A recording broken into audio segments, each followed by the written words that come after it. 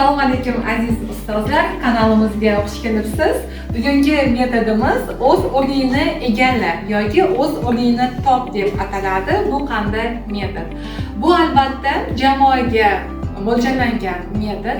2 ta yoki 3 ta, agarda sizning auditoriyangiz katta bo'lsa, 4 ta, 5 ta, 6 ta ham qilishingiz mumkin. O'tgan mavzuyingiz bo'yicha badiiy asarlar ko'proq moslashadi. Bir matnni olasizda, ularni qirqib chiqasiz hamda o'quvchilarni birinchi jamoani chaqirasiz. Mana bunda kesilgan, mana matnni berasiz. Menda badiiy asarni kesib olganman, kecha va kunduz romani bo'yicha va o'quvchilarga berasiz. O'quvchilarga 1 daqiqa berasiz, ular aylana bo'lib o'qib olishadi va kimdan keyin kim turishini o'zlari belgilab olishadi va ketma-ket o'qishadi. Va siz oxirida tekshirib olasiz. Bu barcha fanga mos tushadigan metod hisoblanadi. Keling endi shularni o'quvchilar misolida ko'ramiz.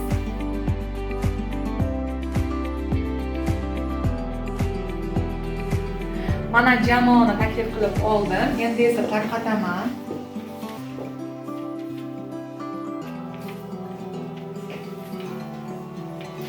Endi sizlar o'qib, mana hozir yarim doira bo'lib olinglarda, kimdan keyin turishini belgilab olinglar. Qaysi gap kim oldin keladi, keyin keladi. Qizlar kelinglar.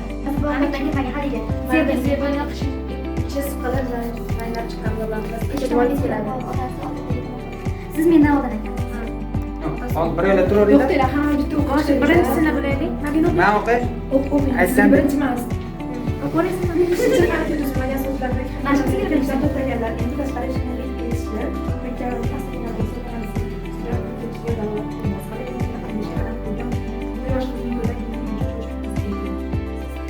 Siz o'qishni bilasiz shekilli, lekin hali o'qimagan joylari.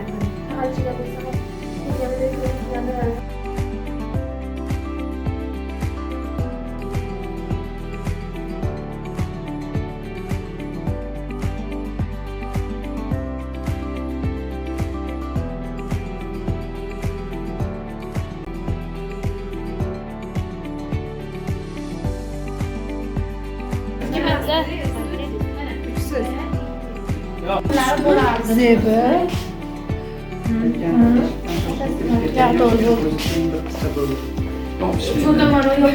Qarang, qanaqa matndan olingan to'liq asardan bitta joydan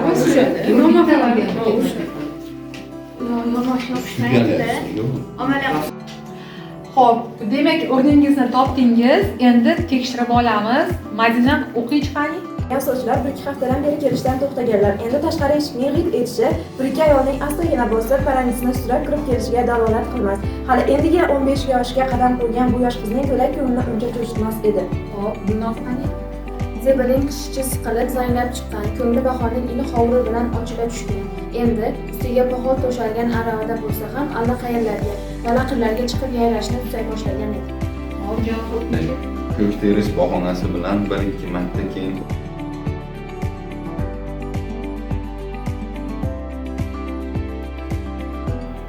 aytgandek eshikdan shoshilib kirib kelgan yoshgina o'zi tengi bir qizcha bo'ldi. Demak, o'rningizni to'ppa-to'g'ri tanlagansiz, ketma-ketga to'g'ri. Mana aziz ustozlar, bu metod ham o'z nihoyasiga yetdi. O'ylaymanki, sizlarga manzur bo'ldi, sizlar uchun manfaatli bo'ldi deb o'ylayman. Biz esa siz bilan xayrlashmaymiz, balki ko'rishguncha deymiz. Ko'rishguncha omon bo'ling.